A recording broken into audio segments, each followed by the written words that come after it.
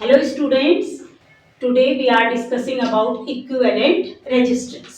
देखिए हम resistance को कैसे जोड़ते हैं. We can connect them in two ways. First, in series. देखिए series में कैसे resistance series में जुड़े हैं. Suppose we have three resistance. We connect them in series. In this type, if we connect, this is known as series. देखो series में क्या होता है, जैसे एक सिरा इसका R1 का R1 R2 R3 and this is V and I is current. इसका एक सिरा इसके एक सिरे से और इसका दूसरा सिरा थर्ड रेजिस्टेंस के फर्स्ट सीरीज. तो अगर ऐसे जुड़ा हो, this is in series and parallel. If these resistance are connected in this way, these are in parallel. देखिए दोनों सिरे सब ने एक दूसरे के एक एक सिरे को पकड़ा हुआ है. ये देखिए ये कनेक्ट है, एक सिरा आपस में सबका कनेक्ट है, दूसरा सिरा सबका कनेक्ट है. This is a parallel connection. This is known as parallel connection कह सकते हैं या पैरेलली कनेक्टेड. पैरेलल भी R1 R2 R3 and V is the voltage, I is the current. देखिए क्या डिफरेंस है दोनों में. इसमें वोल्टेज भी है, करंट आई जाएगी और सारे जितने भी रेजिस्टेंस है सब में करंट जाएगी आई.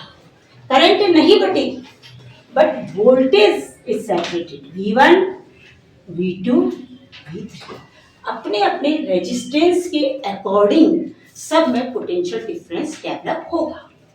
तो देखिए हम कैसे इसको डिराइव करेंगे.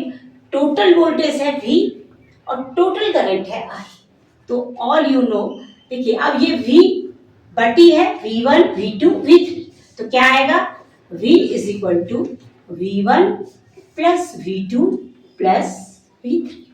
तो इसको हम लिख सकते हैं I let equivalent resistance is R. Total resistance, equivalent resistance means total resistance.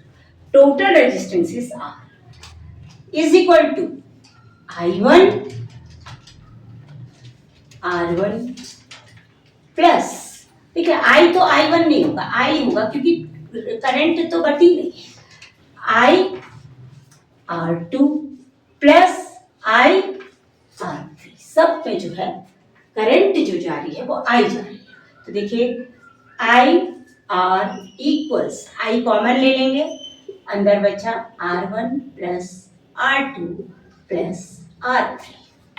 तो अब देखिए I से I कट जाएगा तो total resistance R is equal to R1 plus R2 plus R3. और अगर सिस्टम में ज्यादा रेजिस्टेंस जुड़े हैं, टोटल R अगर if there are more than 3, तो आप लेंगे जो जनरल फॉर्मूला आएगा R is equal to R1 plus R2 plus R3 Rn तक जितने भी होंगे. तो ये आपको ये फॉर्मूला मिल जाएगा if resistance R connected in series. तो किस तरह से डेरिवेशन किया है इसको ध्यान दीजिए. Then if they are connected in parallel, तो पैरेलली कनेक्टेड, तो देखिए करंट बढ़ जाएगी. I1 I2 I3 और वोल्टेज सब में सेम रहेगी, V ही रहेगी. तो कैसे फॉर्मूला आएगा, देखिए कैसे बनेगा. I is equal to I1 plus I2 plus I3. Then V is equal to IR. So I is equal to V upon R. I is equal to V upon R. कैसे derivation करेंगे, देखिए V is equal to IR. So I is equal to V upon R. इसको ऐसे समझेंगे.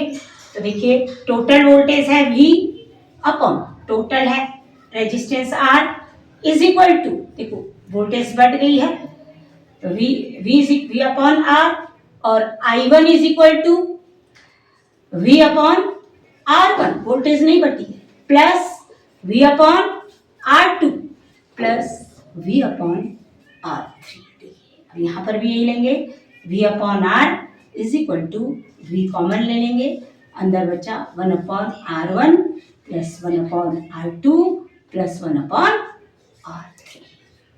तो देखिए V से V cut गया, तो equivalent resistance 1 upon R is equal to 1 upon R1 plus 1 upon R2 plus 1 upon R3। और अगर आप जनरल फॉर्मूला लेंगे तो इसी तरह से RN।